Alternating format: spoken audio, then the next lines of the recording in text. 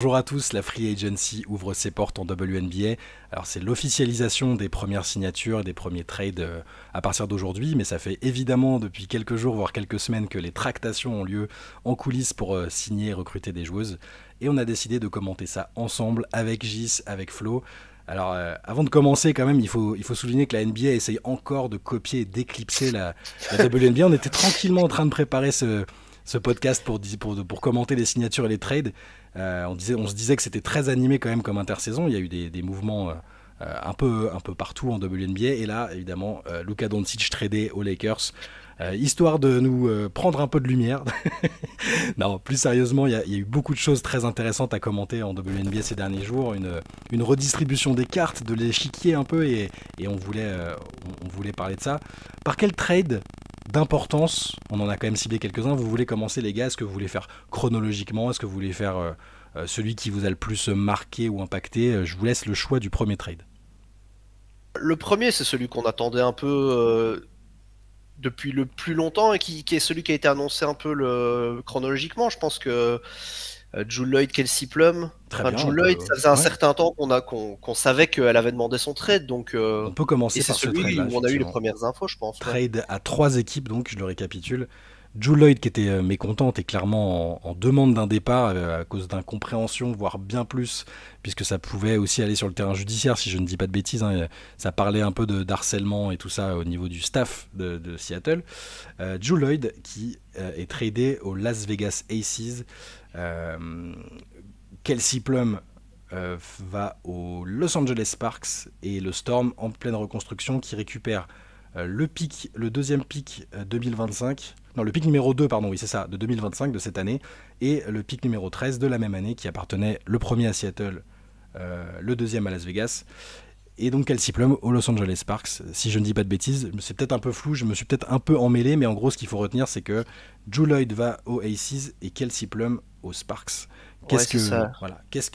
Quelle a été votre première réaction par rapport à ce trade, Gis par exemple?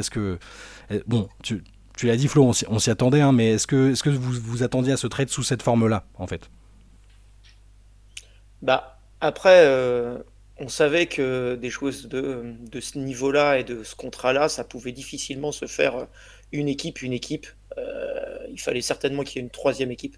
On va en parler d'autres d'ailleurs, où sur des joueuses de à peu près le même talent, c'était très compliqué parce que il faut équilibrer les salaires, équilibrer les demandes. Moi, ce qui m'a surpris, j'avais fait plusieurs scénarios autour de Kelsey Plum qui semblait vouloir bouger parce que c'était le statu quo, ça pouvait traduire un peu ça. Moi, j'avais fait plutôt un scénario sur le fait qu'elles auraient fait du switch, quoi. Enfin, c'est-à-dire qu'on aurait retrouvé Kelsey Plum à Seattle. Ce qui m'a plutôt surpris, moi, c'est de la voir partir à Los Angeles, en fait. Ouais. Que Los Angeles a voulu vraiment activer le bouton tout de suite, être très compétitif. Alors, je pense qu'on en reparlera plus tard, mais ça va être une belle équipe, je pense, à LA. C'est pile ce qu'elles avaient besoin. Ça m'a un peu surpris. Après, quand on réfléchit, qu'on voit que Seattle récupère le deuxième pick de cette draft, qui sera une forte joueuse, certainement Olivia Miles, je pense, pas trop de doute. Si les GM sont dans la même réflexion, on Ouais, sait jamais, ouais, hein, mais mais bon, il y a Skylar en plus, enfin, tu vois, il y a la connexion avec Notre-Dame. Notre-Dame, ouais. Je pense qu'on est pas mal. Et en fait, quand on regarde, je trouve que Seattle, globalement, fait pas un mauvais move parce que Ouais. ils font un peu une sorte d'entre-deux, vu l'âge de Skylar Diggins-Smith et Nneka Ogwumike, qui a été aussi re-signé. Ça permet de garder, en fait, cette année d'être compétitif, encore avec Gabi, avec Izzy. Mhm. Et si l'année prochaine, Nneka et Skylar, voilà, se rapprochent de la fin, globalement, tu as aussi le pic 2, tu auras aussi un pic 2026 de premier tour. Donc, ça te permet de reconstruire autour de Izzy, de ton pic 2, et puis de Gabi Williams, sans doute, qui aussi voilà, va avoir un rôle plus important. Donc, je trouve que c'est pas trop mal. Ça me plaît pour tout le monde, en fait. Et puis, pour Vegas, c'est cool aussi, hein, parce que elle récupère pour moi une joueuse. Alors, qui est sans doute, je sais pas si elle est meilleure que Kelsey Plum, elle est dans un profil différent. Je pense que ça peut être très très très fort. Et j'en ai un petit peu parlé dans un article, Mhm. notamment sur la provocation de lancer franc. Ça me fait, enfin, entre Eja Wilson et Jewel Lloyd, qui sont deux joueuses énormes pour aller chercher des fautes, c'est possible que tu récupères 20 ou 25 lancers francs tous les matchs, quoi. Et donc, et puis il faut voir si c'est la Jewel, faut voir si c'est la Jewel Lloyd, parce que là on reste un peu sur une image. J'ai vu des gens qui suivent depuis plus récemment, en fait peut-être depuis 2 ans on va dire, qui voient la Jewel Lloyd un peu scoreuse unidimensionnelle qui a énormément marqué la saison précédente et était moins bien cette saison. Enfin, c'est pas le vrai visage de Jewel Lloyd. Pour moi, c'est une plus-value quand même en scoring global. C'est une attaquante phénoménale. En défense quand même aussi. Ouais, c'est une plus-value défensive. On est d'accord. Par rapport à Kelsey Plum, voilà. Oui. Plum a des atouts. Elle est, voilà, au niveau playmaking, c'est intéressant. Il y a de l'énergie constante. Il y a de la personnalité aussi quand même chez Kelsey Plum, qui a été très importante au Aces. Mais moi aussi, je suis assez d'accord. Ça me semblait assez équilibré. Je sais pas ce que t'en pensais, Flo, toi. Ce qui est intéressant en fait, c'est que juste avant, il faut se remettre dans le contexte, c'est qu'on avait le corps de Gabby Williams. Ouais. On se disait qu'ils allaient devoir équilibrer les salaires et donc on commençait à se dire, purée, mais en fait, ils vont juste pas réussir à signer Neka et tout ça. Et en fait, ce qui est hyper intéressant, c'est que si on récapitule vraiment le point de vue de Seattle, ils échangent Jewel Lloyd contre en gros Lee Ueru qui va signer à un salaire minimum. Ouais. Et 2 pics en fait. Enfin, ils échangent en 2026, ils échangent leur second tour contre un premier tour, donc ils upgradent leur pic de 2026. Et cette année-ci, ils récupèrent en plus Non, pareil. Et cette année-ci, ils échangent leur pic 9 contre un pic 2. Donc en fait, ils upgradent 2 pics, et donc en fait, ils dégraissent juste du salaire à mort, quoi. Ce qui leur permet derrière, à mon avis, on va pouvoir régler ce cas-là aussi dans la foulée, de signer Nneka Ogwumike. Alors on sait pas encore les tarifs, mais du coup, ça te libère de l'argent, de mettre le contrat qu'il faut sur Gabby Williams. Alors t'es sans doute un peu moins fort que ce que tu l'étais sur le papier l'année dernière. Faut voir comment ça va tourner, faut voir comment ça va terminer. Mais par contre, tu restes franchement compétitif avec une équipe qui m'a l'air globalement équilibré à ce stade-ci. Ça va dépendre après de voir un peu le coaching staff. Le coaching staff, grosse question. Comment Nneka, quel upgrade peut avoir Gabby Williams aussi dans son rôle, quelle cartouche tu donnes à Izzy McGregor. Enfin voilà, ça c'est toutes des questions qu'on verra quand on fera la preview du Storm. Mais en tout cas, t'avais un point de départ qui était une joueuse avec qui ça se passait pas bien du tout et qui voulait partir, et l'un dans l'autre, plutôt que de juste faire un truc star contre star et au final tu te retrouves peut-être coincé, t'as pas récupéré la pièce que tu voulais, tu penses les choses autrement, et comme dit Gis, en plus tu te récupères peut-être même un peu de flexibilité par la suite, quoi. Donc c'est plutôt pas mal. Et certainement de quoi signer sur ton banc en plus là du coup. Ouais. Aussi, ce qui était un gros problème quand même l'année dernière, le banc de Seattle. Il y a quelques... Je pense que le niveau de Seattle va aussi un peu dépendre de la performance du pick 2, quoi, de qui elles vont. Voilà, c'est ça qui va être, à mon avis, la grande question pour cette année. Parce que parfois, pour l'avenir, je pense que j'ai pas de doute, mais pour cette année, si le pick 2 est un peu décevant, je pense que ça sera moins bien que l'année dernière. Si par contre, on imagine que les joueuses peuvent passer directement un cap, comme on a vu pour des rookies l'année dernière, ça peut être une équipe qui est plutôt bien construite. Il y a un scénario positif à envisager, en tout cas optimiste plutôt, c'est qu'il y ait une sorte d'addition par la soustraction, une joueuse mécontente, certes emblématique, qui aura son maillot retiré tous les jours à Seattle, Jewel Lloyd, ouais. C'est une joueuse emblématique, mais qui était très mécontente, ça se passait pas bien du tout avec le coaching staff. À l'heure qu'il est, le coaching staff est toujours en place, quoi qu'on en pense, hein, c'est toujours Noel Quinn est toujours là, ça a pas bougé, mais peut-être que l'effectif peut être rééquilibré, enfin en tout cas les responsabilités peuvent être dispatchées différemment. Une Gabby Williams qui est exceptionnelle au niveau international, qui a fait un très bon passage quand même à Seattle quand elle est revenue, c'était déjà très intéressant.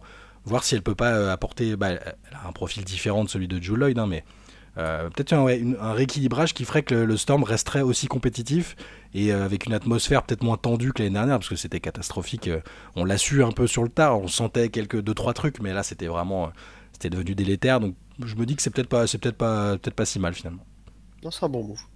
On peut passer au move suivant d'importance. Voilà, forcément moi ça m'a un peu chamboulé. Je ne suis pas. Je suis pas. Comment dire. Je vais pas me décrire comme un fan du Connecticut Sun, mais depuis que je suis la WNBA pardon, et depuis 5-6 ans, c'est l'équipe que je préfère en termes de régularité, d'identité de jeu, de joueuse qui l'incarne. Et personne ne l'incarnait mieux qu'Alyssa Thomas. On savait, on sentait, moi j'étais un peu dans le déni, je sais que Gis tu me disais beaucoup, non mais là je crois qu'avec ce qu'elle a dit sur les infrastructures, sur le fait qu'elle a besoin à ce stade de sa carrière, etc. Donc Alyssa Thomas n'est plus une joueuse du Connecticut Sun, après 11 ans de très bons et très loyaux services, elle a été tradée à Phoenix, en compagnie dans un premier temps de Tiasha Harris. Et en échange, là aussi dans un premier temps, de Beck Allen, Tasha Cloud et le pick numéro 12 de la draft 2025. Flo, je vais te laisser cette fois-ci commencer. Quelle réaction sur ce trade dans un premier temps et peut-être un peu plus à froid, est-ce qu'il y a un gagnant, un perdant, que ce soit du côté des joueuses ou des équipes pour toi? Ça dépend sur quelle timeline on regarde en fait. C'est-à-dire que si tu regardes à l'échelle maintenant, tu perds Alyssa Thomas. Maintenant, je pense que là, Connecticut, ça fait 6 ans, 7 ans qu'ils étaient compétitifs chaque année. Ils ont fait 2 finales sur ce span-là, je pense. Ils étaient en demi-finale quasi tous les ans. Ouais. Et là, ta fenêtre, elle se referme en fait. Alyssa Thomas est plus toute jeune. T'étais avec... Bon, on va parler des autres aussi, mais des Wadham Bonheur, elle a 38 ans. Enfin, ton groupe devenait vachement vieillissant. T'as tenté le coup en changeant de coach. Ça n'a pas marché, t'as pas été au bout, et là je pense que la franchise appuie sur le bouton rouge. Alors je pense que ça vient du fait qu'Alyssa Thomas voulait vraiment partir. Effectivement, les déclats qu'elle avait fait sur les infrastructures de la franchise et tout ça, ça sans doute était le point de départ, sinon peut-être que la franchise aurait essayé de tenter encore un an de plus. Mais là ça sent le bouton rouge, parce que même si là sur ce trade-là en tant que tel, donc tu récupères Rebecca Allen, tu récupères Tasha Cloud, donc tu récupères quand même des pièces compétitives. Voilà, enfin on va faire un peu la suite après, tu l'as dit toi-même, il y a des pièces là-dedans qui vont repartir. Rebecca Allen, elle est repartie sur un autre trade hier. Tasha Cloud, on va voir, mais je serais pas étonné qu'elle rebouge aussi. Donc là, c'est bouton rouge du côté de Connecticut. Beck Allen à Chicago, hein, c'est ça? Beck Allen repart à Chicago. Ouais, c'est ça. Beck Allen, elle est partie à Chicago contre Lindsay Allen et les droits de Nicolina Milic. Ouais. Donc c'est pas un énorme trade, c'est très bien pour Chicago. Pour Connecticut, tu te récupères en plus du coup une pièce qui peut être un peu à la main, donc c'est ça qui me fait dire aussi que Tasha Cloud ça pourrait suivre, et je suis un peu étonné qu'il n'y ait pas de pic là-dedans. Maintenant, comme c'est pas encore officialisé, on va attendre d'avoir toutes les pièces, mais oui, globalement c'était la première étape d'un trade, et je pense que le reste va continuer à suivre, et que Connecticut a prévu d'aller revoir un peu le fond du classement un an ou deux pour repartir de zéro, comme c'est souvent le cas dans le sport américain en fait. Ouais. Gis, un avis, je sais que toi aussi c'est une joueuse. Ouais. T'aimais bien le projet aussi dans l'ensemble, hein, avec même les différentes évolutions. C'est aussi une franchise qui a réussi à se reconstruire petit à petit. Enfin, comment dire, à rester compétitif malgré la perte d'éléments hyper importants du projet. Je veux dire, il y a le coach GM Kurt Miller qui est parti, Jonquel Jones une MVP, Jasmine Thomas qui était la capitaine du vestiaire. C'était quand même pas rien. Ils ont réussi à rester compétitifs. Et je demanderais après que tu nous aies donné un peu ton sentiment sur le trade. Moi, je me demande presque si c'est pas l'une des toutes meilleures équipes qui a pas gagné de titre en définitive dans l'histoire de la WNBA. Je suis assez d'accord. Si celle de Tamika Catchings n'avait pas gagné. Pareil, évidemment. Je pense que, juste un point, mais dans 10 ans, quand on regardera l'évolution d'Alyssa Thomas, de sa carrière, entre la joueuse qu'elle était à la fac et la joueuse qu'elle est devenue, quand même, c'est quand même assez dingue, quoi. Ouais. Oui, on s'en doutait, franchement, avec les déclarations. Déjà, l'année dernière, moi, je me demandais si la fenêtre n'était pas passée. Elles ont tenté un an de plus, elles ont tout essayé. Le trade de Marina Meboui, c'était pour essayer d'aller le chercher, et voilà. Et en gros, il n'y avait plus vraiment de marge de manœuvre. Si elle repartait avec le même groupe, voilà, ça aurait fait pareil. Et donc, je suis pas très surpris. Par contre, je suis un peu surpris de la contrepartie, moi, personnellement. Moi, je pense honnêtement que le Connecticut Sun a fait une fleur à sa meilleure joueuse de son histoire. Ouais. Autant on va parler d'un autre trade tout à l'heure où je sais qu'avec Flo on n'est pas trop d'accord sur la contrepartie, mais sur le côté positif de la contrepartie. Mais là, on parle d'une joueuse qui est top 3 meilleure joueuse du monde, qui a un impact offensif et défensif énorme sur toutes ses équipes. Bon, il y a eu Tasha Cloud, c'est bien, tu vas sans doute la rééchanger. Je vois pas que Tasha Cloud rester. Mais bon, voilà, il n'y a pas vraiment de pic. Mais je pense que ça dépend. C'est pas encore officialisé. Je pense que la franchise a été sympa quand même avec elle. Et ce que je trouve très louable, hein, franchement, quand tu vois Alyssa Thomas, elle a laissé sa santé quand même pour cette franchise. Ouais. Donc, voilà, c'est ça. Après, bon, on verra ce que ça peut donner à Phoenix. Moi, je suis un peu plus discutable du fit avec les autres joueuses. Mais bon, on verra tout à l'heure peut-être. Mais je sais pas ce que tu voulais dire, Flo, mais. Ça dépend un peu des pièces que tu peux encore récupérer. Tu vois, par exemple, je suis très surpris qu'il n'y ait pas au moins un pic, un second tour ou quoi qui accompagne le trade de Rebecca Allen, en fait, tu vois. Ça, c'est une première chose. Mais les joueuses veulent partir, en fait. Les joueuses veulent pas rester à Connecticut. On va en parler. Mais je pense que quand tu fais venir, quand tu fais venir Rebecca Allen, quand tu fais venir Tasha Cloud, surtout sachant que, bon, on va le citer après, t'as Breonna Jones qui s'en va aussi et tout. Je pense que tu as envie de récupérer le plus d'assets possible. Et donc, je suis assez étonné que, par exemple, sur Rebecca Allen, il n'y ait pas de pic. Mais encore une fois, c'est officialisé, donc on n'a peut-être pas tous les détails. Ça date d'hier soir, donc c'est tout récent. Et j'attends de voir, pour moi, si Tasha Cloud repart et que tu récupères 1 ou 2 pics, quand tu feras le bilan de tout, tu vois, tu auras peut-être récupéré 3 pics dans la balance. Et donc, Ouais. tu vois, sur la construction à long terme, ça dépend des pics, ça dépend de tout ça. Mais je suis d'accord qu'à mon avis, ils ont... En fait, sur la contrepartie ici, je te suis globalement. La seule chose, c'est que je pense qu'effectivement, ils lui ont fait une fleur, pas dans le sens où ils ont pris n'importe quoi, mais dans le sens où ils n'ont pas fait traîner le truc pour espérer avoir absolument la meilleure offre possible, tu vois, et risquer que ça se fasse pas ou quoi. Ils ont trouvé une solution avec une destination qui lui allait bien et une contrepartie qui n'était pas scandaleuse, et ils se sont dit, ok, ça c'est bon, ça nous va, on y va, merci pour tout et bonne continuation, quoi. Je pense que Connecticut subit beaucoup plus la situation qu'elle l'a dirigée, en fait. C'est-à-dire que je suis pas sûr que le corps c'était vraiment volontaire. Enfin voilà, c'est qu'elles ont eu peur en fait de rien récupérer. Et je pense que vu tous les moves qui se passent derrière, au début pour un seul move je pouvais comprendre, mais le fait qu'elles signent personne, qu'elles échangent même des joueuses qui sont restricted, à mon avis c'est juste. On peut peut-être parler de Connecticut, on peut peut-être digresser rapidement parce que le Sun c'est un des acteurs principaux de cette fenêtre de free agency et de trade, parce que nos amis fans du Sun doivent se demander ce qui va se passer par la suite, parce que clairement, tu le disais Flo, ça va rejouer le bas. On peut récapituler un peu ce qu'ils ont fait, parce que derrière il y a Breonna Jones, inséparable avec Alyssa Thomas depuis des années en Europe, comme même université, enfin bref, c'est 2 joueuses très très liées. Breonna Jones qui était free agent et qui n'a pas re-signé avec le Sun, et qui part à Atlanta. C'est plutôt une belle signature de la part d'Atlanta, et je crois que vous l'aviez évoqué les gars ensemble chez Suzanne sur Twitch, et c'est pas tout, puisque derrière Dijonay Carrington, qui est quand même MIP en titre cette année, Dijonay Carrington change aussi de crèmerie, si je ne dis pas de bêtises. Elle atterrit donc à Dallas, pardon, j'ai eu un trou parce que c'était assez récent. Donc voilà, le Sun, c'est quoi les atouts du Sun la saison prochaine? Elle va ressembler à quoi l'équipe en fait? Il reste Marina Mabrey. Il n'y a plus une titulaire de la saison dernière. Pour moi, tu vises le fond. J'ai pas vérifié si Connecticut avait au moins son pic de l'année prochaine. Parce que sinon... Non, je crois pas. Je crois qu'il part à Chicago pour Marina. Mais bon, ça c'est vraiment... Ouais, Chicago avait réussi à récupérer son pic, c'est ça, le pic qu'on avait tant décrié à l'époque. Je crois que c'est quand ils font venir Marina, ils échangent le pic de l'année prochaine.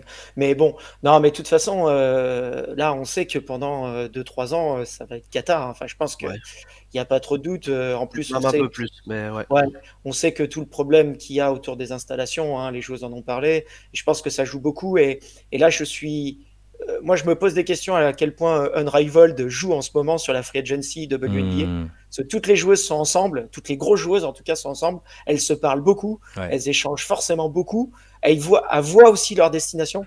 On apprend que Alyssa Smith est tradée à Dallas, et on voit que Dijonay Carrington est tradée à Dallas, sachant qu'elles sont en couple. Regroupement familial. Non, mais enfin, je pense que ça a un impact, et ça a un impact aussi parce que le financement d'Unrivaled est important. Et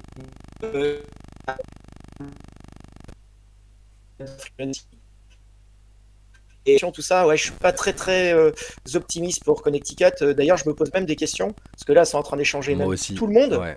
Mais il faut pas oublier qu'elles doivent mettre des contrats quand même, elles doivent mettre un minimum d'argent. Et là, pour le moment, si elle réchange encore Tasha Cloud, qui c'est qui va être signé à $200 000, quoi, parce qu'il va en falloir à un moment donné. Donc, je suis assez. Moi, je me pose même une question plus large que ça. Je me pose une question plus large que ça. Avec les matchs qu'il y a eu, il y a eu un match à Boston cette année, qui a fait un déménagement vers Boston, parce que le Sun joue à Uncasville, qui est pas une grande ville du Connecticut, qui est pas un gros marché. Ils sont dans la région de la Nouvelle-Angleterre, qui pour le coup brasse beaucoup de fans de sport, et ça a été un succès le match à Boston, et il y a plein de fans dans le coin de Boston qui suivent aussi le Sun. Ça m'étonnerait pas qu'à un moment il y ait un déménagement vers Boston et que ça ne s'appelle plus le Connecticut Sun. Je veux pas être pessimiste pour les gens sur place, mais ça ne m'étonnerait pas outre mesure. Là, c'est un petit pronostic personnel. Le Boston Sun, Boston ou une autre, hein, ou un autre achat. Hein. Ouais. Le Boston Sun, c'est pas le nom d'un journal, ça, justement. Il y a Boston Globe. Mais... Non, mais après, ça peut être aussi un rachat. Hein, parce que, bon, là, on sait qu'il y a quand même beaucoup, il y a quand même beaucoup de projets qui sont montrés. On sait que la Ligue va pas passer à plus de 16, donc il n'y a plus qu'une équipe disponible. En tout cas, dans les prochaines années. Il y a presque une dizaine de projets, pas loin d'évoquer. En tout cas, ils sont pas tous à la même timeline, au même niveau, mais bon, je serais pas étonné, moi, qu'à un moment, il n'y ait pas un propriétaire qui dise on n'a pas pu avoir la 16e équipe, donc ça vous intéresse pas de racheter. Tu vois. Alors, du coup, pas forcément à Boston pour toi, parce que je pense que c'est un marché à exploiter quand même. Disons que Boston, j'aimais bien. Je sais que Jason Tatum a été mis dans un projet avec Saint-Louis. Ouais. Qui joue au Boston Celtics. Alors peut-être qu'à un moment ils vont peut-être aussi, tu vois, il va peut-être y avoir des rapprochements. J'avais pas pensé à ça. Après, je sais pas trop parce que là c'était un projet qui était en dehors des Celtics, quoi, totalement. Tu vois, donc est-ce que Boston c'est pour faire avec les Celtics, est-ce que c'est pour faire autre chose? C'est vrai qu'elles ont joué dans la salle dans le TD Garden. Elles vont y retourner aussi cette année, je crois. En sachant que les Celtics sont eux-mêmes en vente. Hein. C'est-à-dire que Louis Grousbeck a mis le. Donc, bon, on va suivre ça. Ça va faire bizarre de voir Connecticut en bas du classement, en tout cas, la saison prochaine. Moi, je suis pas très optimiste pour le maintien à Connecticut de cette franchise. Ouais. Je pense pas que la franchise va disparaître, mais le maintien là-bas, je suis pas très très optimiste. Ouais. Du coup, on achève le pauvre Bobby s'il nous écoute de Connecticut France, en lui disant que peut-être ça va changer. On va voir. Pour l'instant, c'est une phase de reconstruction claire et nette. C'est peut-être un objectif derrière. C'est une joueuse du type Juju Watkins et consorts.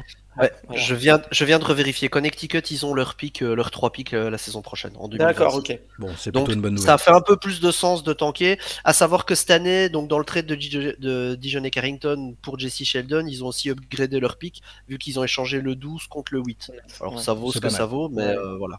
Jesse Sheldon, bonne petite joueuse d'ailleurs. C'est sympa à faire progresser aussi. Oui. Voilà. Et Dijon Carrington, qui est une joueuse qui a eu une grosse upgrade l'année passée aussi, mais qui fait peu de sens dans une équipe en reconstruction en fait, alors qu'elle peut apporter à une équipe, tu vois, ses qualités défensives peuvent être utiles pour une équipe compétitive en fait. Absolument. Mission Lauren Betts, Anna Hidalgo et Juju Watkins. Ouais, c'est ça. Faut pas louper celle-ci, quoi. Ouais. Je vous propose de passer au troisième, un gros trade d'importance qu'il y a eu ces derniers jours. C'est quand même là aussi c'était attendu parce qu'on savait qu'elle avait demandé son trade, qu'elle voulait être exfiltrée de Dallas. C'est Satou Sabally. Oui. Je te propose de parler d'une signature juste avant. Et je t'en prie, si ça fait sens. Ce sera plus c'est important. Ouais. C'est la signature de Natasha Howard à Indiana en fait. Ouais. Parce qu'on savait pas trop, Natasha Howard, on se doutait bien qu'elle resterait pas à Dallas. Elle va à Indiana et en fait quand elle arrive là, on se dit tout de suite purée, c'est intéressant, Indiana bouge. On savait pas trop quelle allait être la volonté d'Indiana dans cette intersaison. Mais tout de suite on s'est dit par contre purée, qu'est-ce que ça veut dire pour Nalissa Smith en fait. Et on a eu la réponse quelques heures après, je pense, ou le lendemain. Pour le trade dont tu parles, effectivement pour Satou Sabally, avec c'est un trade à 3 et Nalissa Smith qui fait le chemin inverse vers Dallas, quoi. Mais voilà, c'est juste parce que je trouvais que ça faisait du sens de lier les deux infos. Tu fais bien. Natasha Howard qui revient dans la franchise qui l'a drafté. C'est vrai. Plus de 10 ans après, et entre temps il y a eu des titres de meilleur défenseur, 3 titres de championne.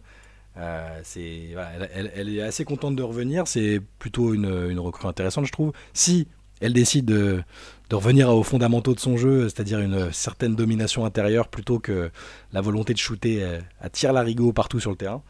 Mais c'est plutôt une bonne signature. Mais donc pour Dallas qui perd Satou Sabally qui va à Phoenix, qui continue d'être une équipe qui est très active sur le marché après une intersaison déjà précédente qui était animée. Qu'est-ce que vous pensez de cette arrivée de Satou Sabally à Phoenix en compagnie de, si je ne dis pas de bêtises, Kalani Brown, qui, je reprends les mots de Gis, était le pire contrat de la ligue, en tout cas le plus encombrant par rapport au niveau de la joueuse très probablement, et la Turque qu'il me semble que tu aimes bien, Gis, Sevgi Uzun. Voilà.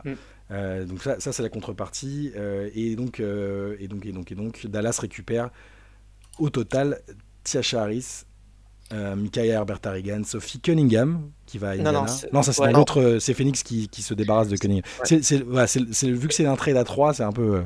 Dallas récupère Nalissa Smith, récupère Tiasha Harris qui refait machine arrière, Oui. et le pick 8 2025 qui va être rééchangé après, mais dans le trade de Dijon et Carrington. Voilà, Et c'est c'est plus clair comme ça. Et du coup, Satou Sabali à Phoenix, qu'est-ce que ça vous inspire l'un et l'autre? Tu veux y aller, Flo? Phoenix, en fait, Phoenix c'est compliqué parce que tant qu'ils n'auront pas tout fait, Matij Bia c'est quand même un grand malade. Hein. Ouais. Il a peur de rien en tout cas. Ça, on peut lui reconnaître ça. Non, et alors il aime bien empiler les gens sur le même poste aussi parfois, sans vouloir faire de parallèle avec une autre franchise chez les mecs. Mais en termes de complémentarité, je sais pas du tout ce que ça donne.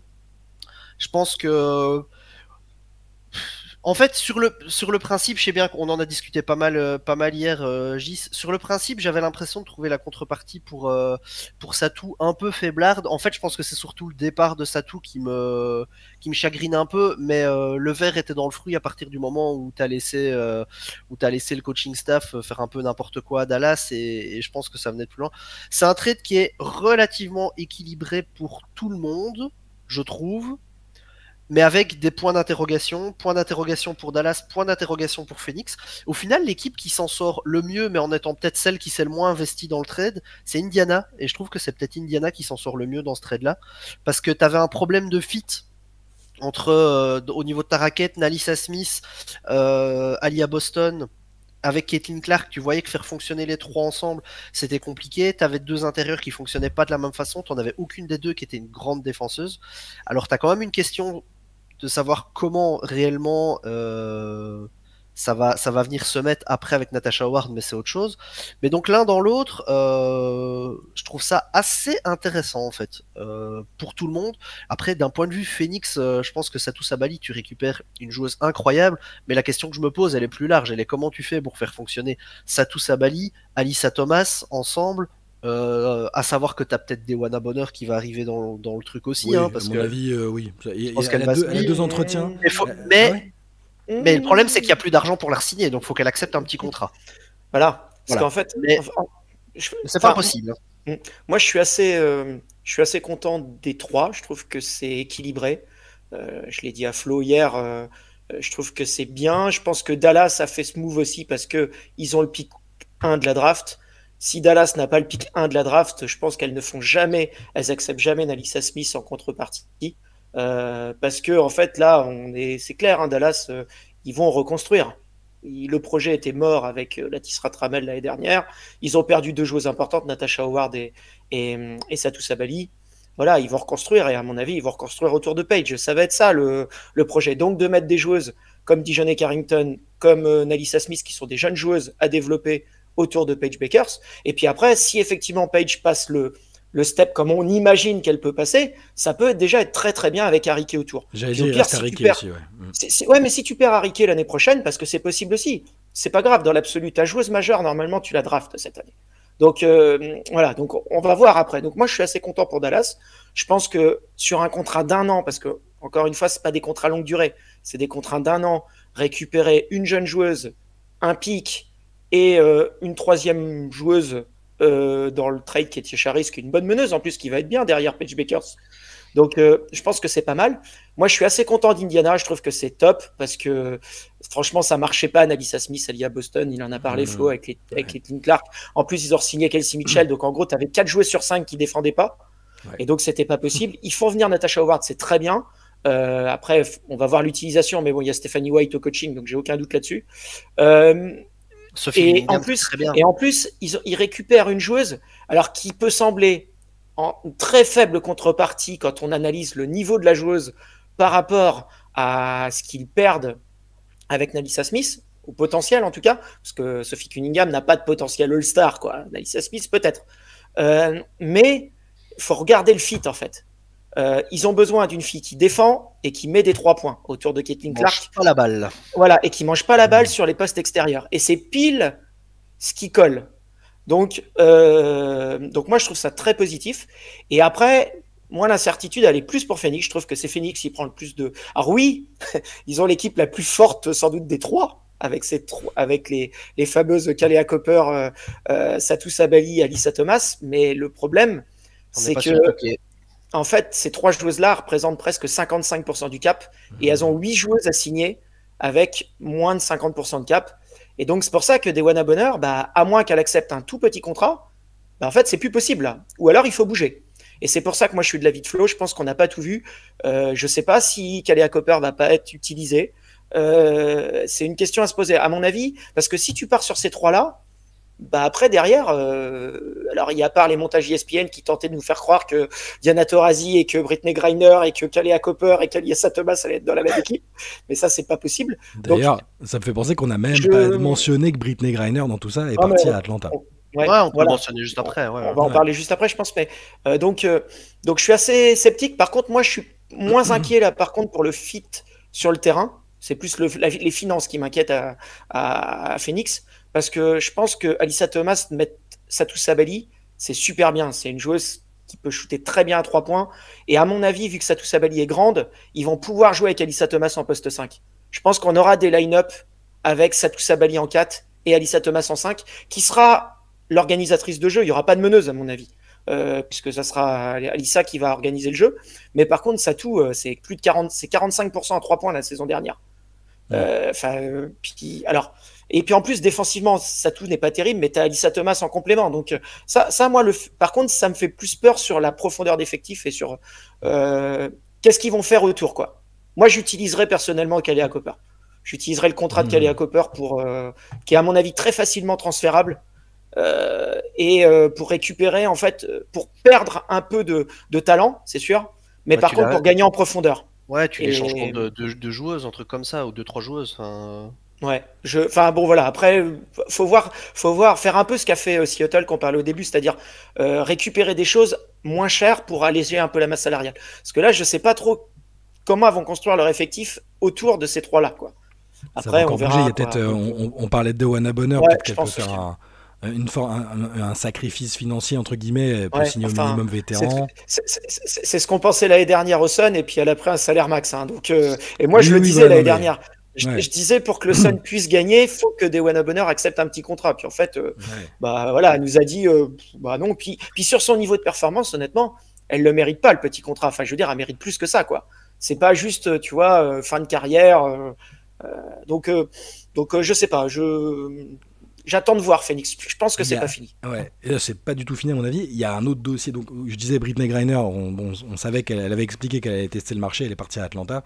Donc une raquette Breonna Jones, Brittney Griner, c'est pas vilain. Atlanta d'ailleurs, soit dit en passant. C'est intéressant en tout cas sur le papier. Bon, ça jouera certainement pas ensemble, mais par contre, voilà, en complément, en rotation, ouais.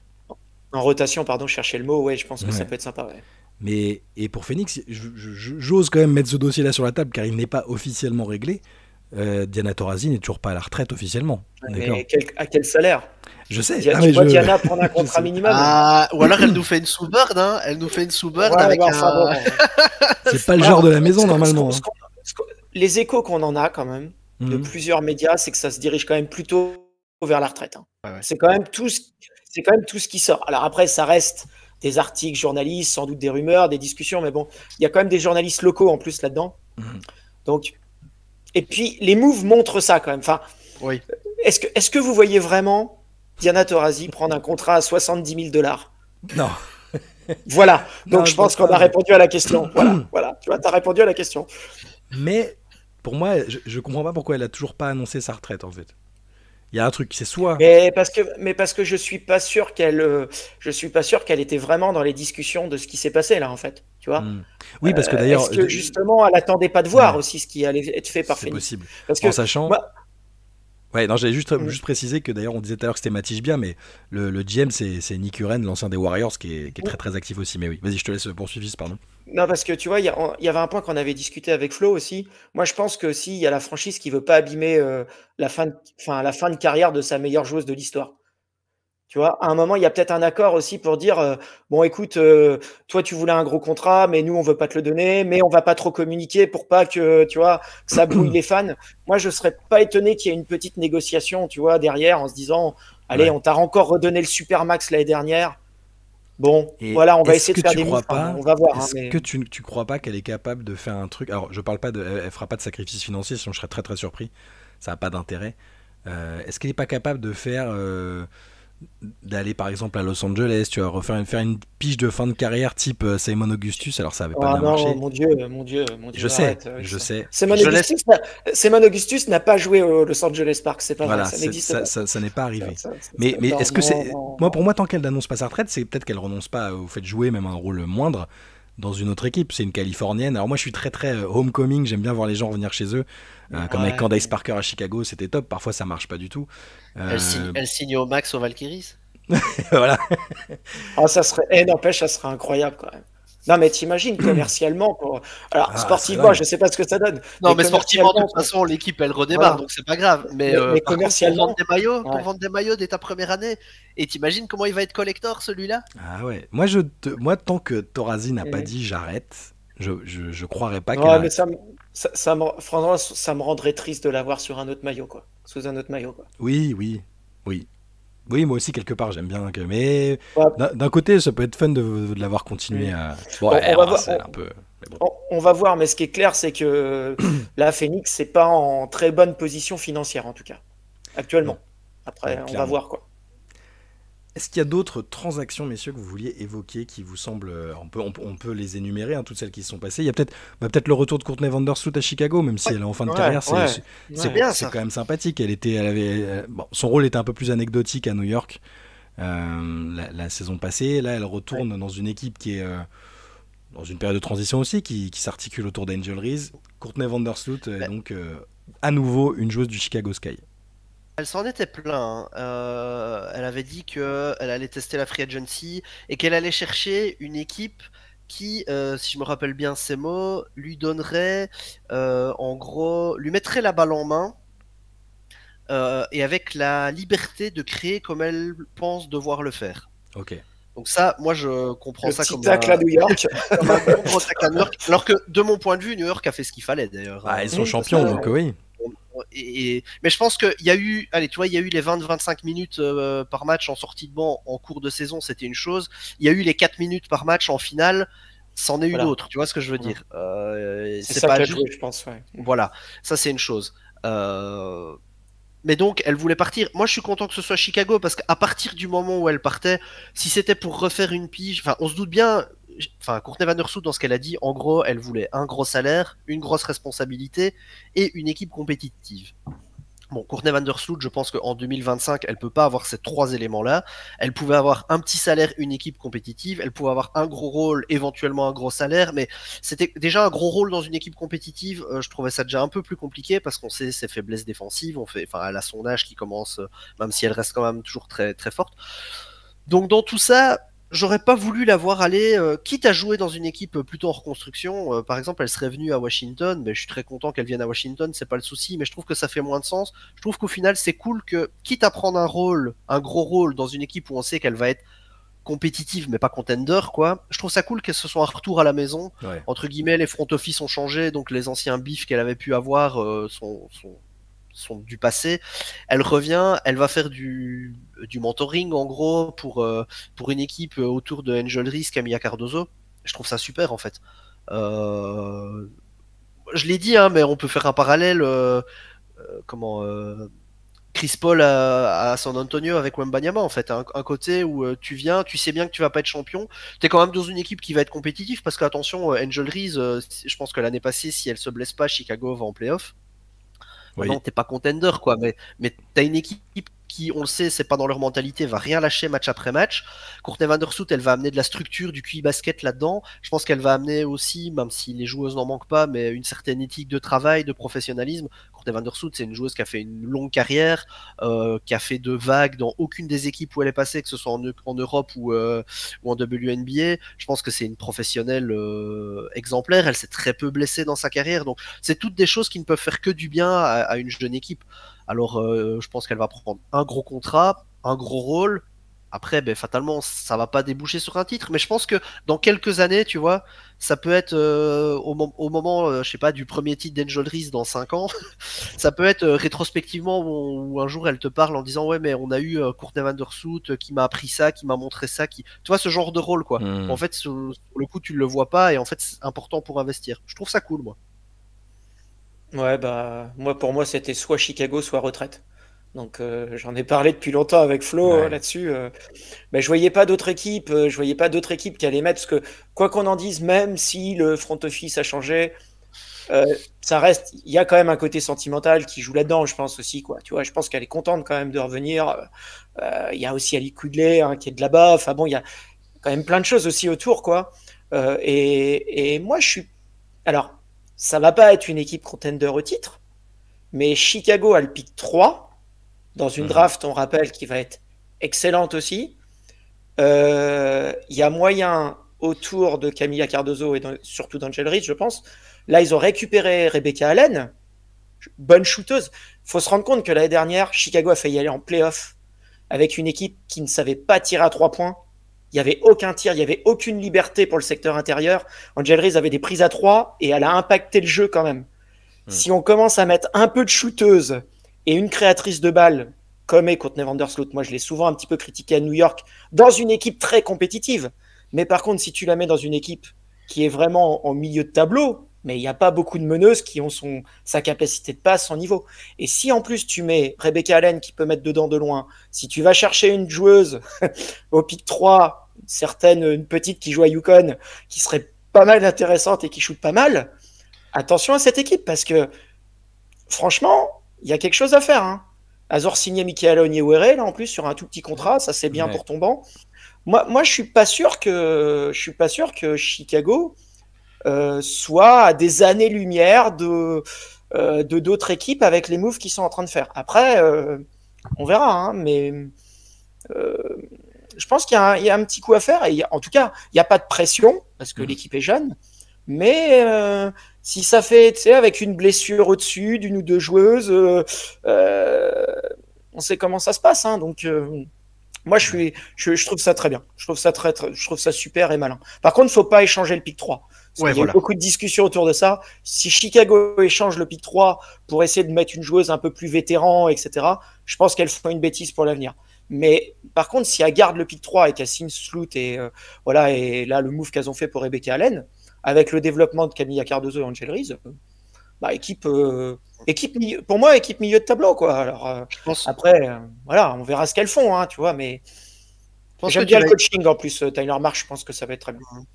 Je pense que ça va être une équipe, comme dit Gis, plus compétitive que ce qu'on peut penser. Par contre, effectivement, changer le pick 3 pour essayer de récupérer vraiment un asset, faut pas vouloir brûler les étapes non plus, en fait. Trop tôt. Mais là, ça construit vraiment dans le bon sens. Je pense que effectivement, Rebecca Allen, Courtney Vandersloot, et puis après, tu verras année après année comment tu construis là-dessus. Mais non, c'est bien. Chicago devrait prendre un peu exemple sur ce qui s'est passé à New York. Une équipe complètement en reconstruction. Ils ont drafté Sabrina. Après, ils ont fait venir petit à petit Beth Jalani, Natasha Howard. Et puis d'un seul coup, après, c'est le marché de New York. Mais ils ont eu l'opportunité de vraiment essayer de progresser. Et je pense qu'il faut prendre un peu la même chose. Il faut drafter jeune. Et puis petit à petit, mettre un peu de vétérans. Et puis à un moment, quand ta joueuse majeure va vraiment être à pleine puissance, parce qu'on peut imaginer que ça soit Angel Reese, là, c'est là qu'il faudra appuyer sur le bouton, quoi. Mais là, pour moi, c'est encore trop tôt, quoi. On verra pour Chicago, effectivement, une équipe intéressante à suivre. Il y a eu d'autres petites signatures qu'on peut énumérer s'il y en a qui vous inspirent quelque chose en particulier. Il y a du côté de Minnesota qui est quand même finaliste sortant, il s'est passé 2-3 petits trucs intéressants. Natisha Hiedeman qui re-signe, Mariam Badiane peut-être qui devrait être annoncée aussi, l'internationale française, une grosse expérience en Europe maintenant, ça ferait plaisir de l'avoir. Ouais, on avait vu Cheryl Reeve dans les tribunes d'un match du Fenerbahçe. Ouais. On s'était dit, tiens, est-ce que ça veut pas dire, tu sais, tout de suite Tina Charles, Emma Messman? Alors, c'est pas interdit que ce soit encore le cas, même si, bon, voilà. Ouais. De toute évidence, c'était plutôt pour Mariam Badiane, ce qui est très bien aussi. Ouais. Bon, ça te met une rotation à l'intérieur sur ton banc. Bon, je pense que ça va pas être une joueuse majeure dans l'effectif, mais à mon avis, comme 10e joueuse de l'effectif, pour amener de la rotation, un profil peut-être un peu différent de ce que tu as à côté. Non, c'est pas mal, juste au contraire. Non, mais je trouve que ce qui est bien, c'est que ça va pas. Elles avaient besoin quand même de renforts à l'intérieur. On l'a vu l'année Mhm. dernière, elles avaient besoin un peu de taille. Bon, je pense qu'ils auraient dû utiliser un peu plus Dorca, d'Orcailloise, mais là, ouais. ça va permettre d'avoir Dorcailloise, Marianne Badian sur le banc avec Alana Smith. C'est positif. Et l'avantage que ça a, c'est que ça reste dans le même style de jeu. Je veux dire, Marianne Badian, c'est pas une joueuse poste basse, c'est une joueuse qui aime bien faire du pick and pop, qui aime bien prendre des tirs. Alors, un peu moins à 3 points, même si elle en met, mais c'est plutôt en tête de raquette, mais c'est pas grave. Ça reste quand même un jeu qui va laisser de la liberté pour les drives de Kayla McBride, pour les jeux de post-up de Nafisa Collier. Donc je pense que c'est intéressant. C'est une joueuse expérimentée quand même. Voilà. Bon, après, défensivement, je pense qu'elle risque un peu d'être pénalisée quand même en WNBA parce qu'elle risque de prendre un peu des fautes quand même parce que voilà, c'est pas la meilleure joueuse en défense de l'histoire. Mais bon, sur une rotation pour jouer des petites minutes, je pense que c'est pas mal. Après, il faut quand même préciser, c'est un training camp pour le moment qu'elle a signé. On a eu le détail là ce matin, j'ai regardé. Donc, c'est encore pas définitif. Hein, c'est un contrat minimum, hein, jeune, hein, parce que elle n'est pas jeune, mais dans la ligue, elle est jeune. Donc, c'est un contrat training camp. Il faut savoir que le training camp, tant que la saison commence pas, ils peuvent le couper n'importe quand et il n'y a rien en contrepartie. Une fois que la saison aura débuté, elle sera passée dans un contrat non protégé, mais jusqu'à la fin de la saison. Donc, on verra ce qui va se passer. Bon, je pense qu'à mon avis, c'est un peu comme Cecilia Zandalazini l'année dernière, ou Julie Grandlo. Quand tu fais venir des joueuses européennes expérimentées, c'est pas pour les couper, tu les fais pas venir, c'est pas des contrats jeunes que tu fais venir pour 2 semaines pour tester. À mon avis, ils vont la conserver. Elle va prendre le rôle en fait de Maïcha Nsalen. Alors pas dans le même style de jeu, mais elle va remplacer Maïcha Nsalen, qui est d'ailleurs partie à Dallas apparemment. On a eu la nouvelle en fin de nuit, enfin qui a signé à Dallas, pardon. Donc du coup non, je trouve ça bien. Après ils ont signé Natisha, moi quand même apparemment, enfin on a eu le détail du contrat à 135 000 $. Je trouve ça poil cher moi personnellement. Ouais. Bah non, je l'ai vu ce matin en fait. Hein. C'est notre ami tonton Richard qui a sorti quelques valeurs de contrat. Donc 135 000, ça commence à être un petit peu cher et j'ai regardé un petit peu ce matin juste pour en dire un mot. Parce que j'ai regardé si c'était possible de faire Tina Charles par exemple. Bah c'est plus possible en fait avec ces 2 contrats là, c'est fini parce que du coup, il reste 121 000 $, je crois. Donc 121 000 $. Bon, pour Tina, je pense que vu la saison qu'elle a faite l'année dernière, je pense qu'elle prendra plus. Ou alors, il faudrait bouger. Après, ils ont encore une fois, j'en ai parlé plein de fois dans le Twitch. Hein, ils ont un contrat, le contrat de Bridgel Carton, qui est un contrat non garanti sur 120 000 $. Donc, soit ils peuvent la trader, soit ils peuvent même la couper et récupérer 120 000 $. Hein. Donc, on n'a peut-être pas tout vu non plus du côté de Minnesota. Mais plutôt bien pour les moves. Je trouve que c'est plutôt quand même plutôt intéressant, quoi. Dans les autres signatures, au rayon des autres signatures, on a Monique Billings donc qui reste au Valkyrie. Elle avait été récupérée via la draft d'expansion. Qu'est-ce qu'on a d'autre? Chatori Walker-Kimbrough à Atlanta. Odyssey Sims aux Sparks. Tu l'as dit tout à l'heure, Michaela Onyenwere à Chicago. Raquel Carrera sera là cette année? Je vois à New York. Alors c'est un petit peu différent parce qu'en fait New York avait ses droits, ils ont renoncé à ses droits cet hiver, donc en disant en gros on compte pas sur toi. Et là ils l'ont re-signé en training camp, donc c'est assez étonnant parce que là pour le moment elle est blessée, elle est encore en train elle est encore en train de se remettre de son ligament croisé. Je pense que c'était en mars ou avril l'année dernière, donc elle devrait pas être très loin. Je me demande si le training camp c'est pas aussi un peu pour reprendre un peu de rythme en vue de l'Euro. Enfin, voilà, il y a peut-être eu une négociation avec son agent aussi pour dire avec New York, je vais aller faire un petit training camp, je vais essayer de retrouver un peu de rythme, puis voir un peu New York, peut-être la tester aussi un petit peu, on sait jamais. Hein. Même si je pense que sur le poste avec Nara Sabali et John Jones, ouais, mais bon, tu vois, ils avaient les droits, ils ont lâché les droits, donc. Quand tu lâches les droits en général d'une joueuse, c'est que tu comptes pas sur elle. Donc c'est étonnant quand même de la re-signer dans un training camp. Quelques mois après, c'est un peu étonnant. Alors peut-être que c'était la blessure aussi qui leur a fait peur. Je sais pas. Parce que après, sur le talent, à mon avis, elle trouvera sa place en WNBA à un moment. Elle est extrêmement forte. Je suis pas sûr qu'elle viendra cette année. Elle sort d'une grosse blessure d'1 an. Elle va jouer l'Euro. Je me posais la question. Je pense que son objectif, c'est de jouer l'Euro avec l'Espagne. Les Espagnols, de façon globale, sont pas tournés WNBA. Hein. Ça fait longtemps qu'on n'a pas vu une Espagnole venir en W, alors qu'il y en a beaucoup qui ont eu le talent pour le faire, en fait. Maria Condé n'est jamais venue, tu vois. Même Alba Torrens, tu vois, des choses comme ça. Alba Torrens, non. Maïté Cazorla, ça fait longtemps. Et pourtant, elle a fait un cursus américain, puisque. Mais elle est plus grande. Il y avait Astou, quoi. Astou Ndour. Ouais. Astou qui a joué quelques temps, ouais. Donc bon. Donc on va voir, mais